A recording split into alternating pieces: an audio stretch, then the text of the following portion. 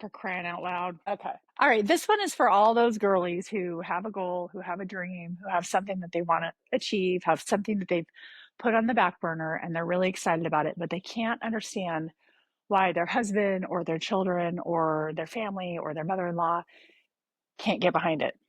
I wanted to talk about what the reasons are for that. And I also wanted to talk about some really great strategies for jumping over that hurdle and continuing on with whatever it is that you've got your eye on. So maybe you've got this huge high achiever inside of you, but you've always been the one that's holding it down at home, who's always done things a certain way, who's always spent your time a certain way, given your time, always been the one who's stable, the one who's like got the string cheese in the fridge for all the kids who come over after school. But now you're wanting to see, maybe things have changed and now you're wanting to see yourself in a different way. And maybe you are talking about that and you're excited about that. I don't know, maybe you've got a whole plan in mind for what the future looks like and how you're going to take these steps and do this. Or maybe you don't have a plan yet. You're just sort of in that mindfulness process where you're sort of looking out for ways to do this. You're looking for what your next step is. Either way, you're excited, you believe in yourself, you've got a lot of momentum behind it, but approaching your family and friends about it either makes you nervous or feel ashamed or feel like you're being selfish.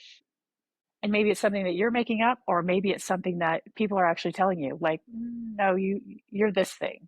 I don't want you to change and be that thing.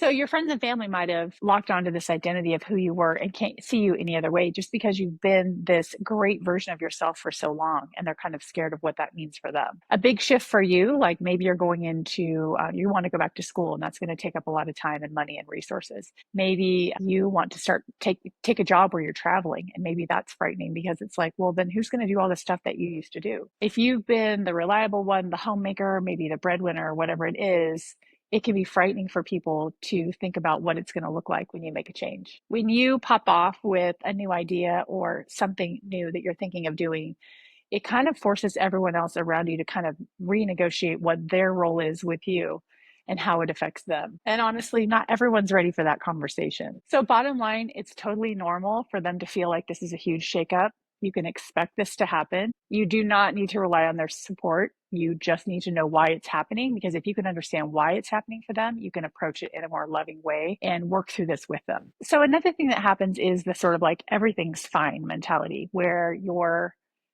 spouse or your people at work, they all see you in a certain way, and maybe they think that your life is great and they don't understand the cracks that you feel internally. Or even you might even think that your life is great, but you realize like, hey, I've been doing this for a certain amount of years and I'm ready to level up. I'm ready for that next thing. But they may not envision that for you, because it's like, why would you take the time to go back to school? Or why would you take the time to take that course? Or why would you switch careers? Or why would you start that business when your life is perfect the way it is? Some people aren't cheering you on because they don't see that quiet longing in you. And only you know what that is. You're the only one that spends 24 hours a day, 7 days a week with yourself. From the very part that you were born on this earth and you came into consciousness, you're the only one that's been there the whole time.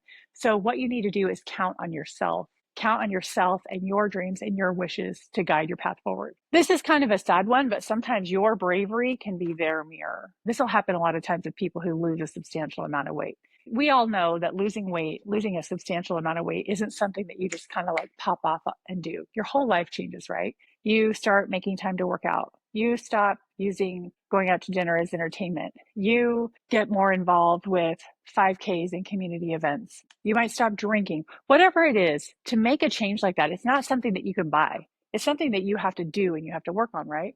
And so when you're doing that, sometimes if you and your spouse are both dealing with obesity and one of the spouses decides to get in better shape and start changing their lives, it can really like hold up the mirror to what the other person is doing and make them feel like, oh, that's like, it's kind of showcasing how much I need to step it up as well. Maybe it's something that they've been wanting to do for years, and seeing you do that really stirs up a lot of jealousy and longing in them, and they don't really want to dig in and do the actual work that it takes to make the change.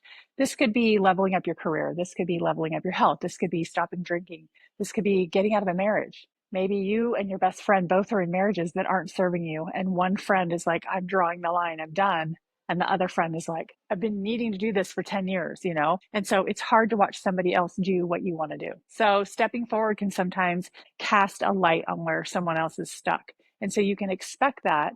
And if you can understand that that's not coming from a place of anything against you, it's coming from a place of something about them it makes it a lot easier to show up in kindness to whoever's treating you that way. Don't let that stop you. Keep going, because you never know who you're going to inspire. My husband quit drinking, I think it's 4 years ago, and he stopped for health reasons, and I continued on. I went for another 2 years, and after about 2 years, my drinking had kind of shrunk down and down because I didn't really have a partner to go out. He would have like 6 IPAs and I would have champagne, and it was a big party. But as he was drinking less and less, so was I. And then I ended up having a health crisis as well. I had a brain injury, and it was so easy for me to just sort of step into that because he had already laid the groundwork. All of our friends knew that he didn't drink, but he was still a lot of fun. I understood what it would look like to be someone who was sober and not drinking anymore. And I felt really comfortable. So him laying the groundwork for me let me step into something even more easily. And it's been a great change for our family. So all that to say, that if there's something that you really want to do, but you're the only one and you can't seem to get anybody else in your circle to join in, just start doing it yourself. Be your own best friend, be your own leader, start going for it, stand strong in your own shoes. And you never know who's going to join you 2 years later, because now I have joined him and I love it. This is a big one that is something that you might hear from your mom, your mother-in-law. You might hear from your kiddos if they're adult children. Fear wears the mask of love. So if someone is really afraid for you to chase down a dream that they feel like you either might not be good at, or it might cost you something, or they're really afraid to see you fail, that might be part of the reason that they are not as supportive as you wish they were. Think of these things. Are you sure you're going to be okay? I just don't want to see you get hurt. I just don't want to see you waste money. I just don't want to see you single. Like, isn't it better just to be with someone rather than like be out there on your own? Everybody's different. So your loved ones might be totally uncomfortable with risk.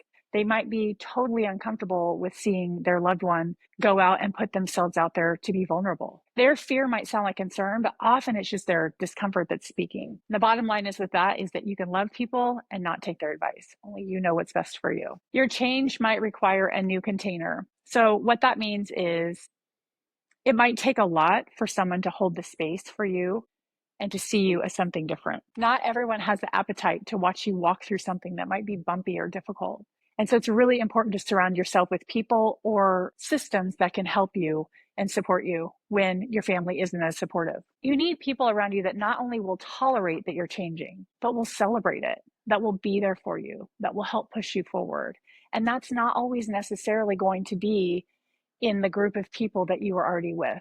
The good news is there are coaches and mentors and people who have walked the path that you want to walk before you. It's easily accessible, no more so than ever before than it is right now. You can get on your phone and look around for somebody who can help you do whatever it is, the thing that you want to do. Whether that's someone who is coaching one-to-one like I do, or whether it's someone who is more of a group coaching situation, whether it's a mentor, whether it's looking at your network and seeing what people might know people that could come around you and support you. Take people to lunch, pick their brains, ask how they did it. You can take an online course that supports and invests in your growth. I've done that a lot. I'm in the middle of doing that right now. Do your research and really invest in something that you think is going to check some of the boxes that you're interested in learning about. But that can be an amazing way to open your laptop and sit there and get that inspiration to move forward in the way that you want to. You can join a growth circle. You can find people in your community. There's all sorts of retreats that you can go to. It just depends on what you want to do.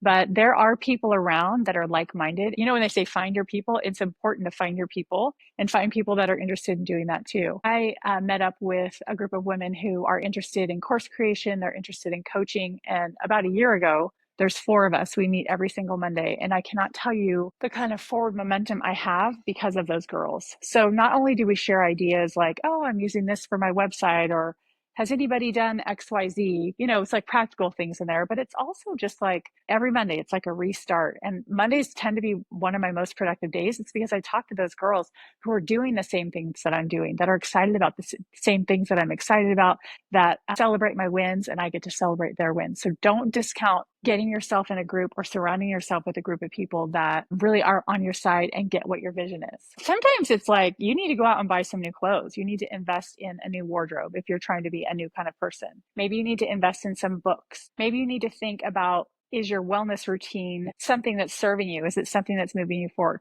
What areas of your life that you could fine tune that would serve you in this area? What this does, investing in this way, is it shows your brain that you are really serious about moving forward, and it keeps that momentum going. If I show up and I'm dressed in like an old raggedy t-shirt of my husband's and shoes that don't offer any support and mismatching socks, I don't really feel like someone who really values going to the gym and feeling great about the way that I look while I'm working out.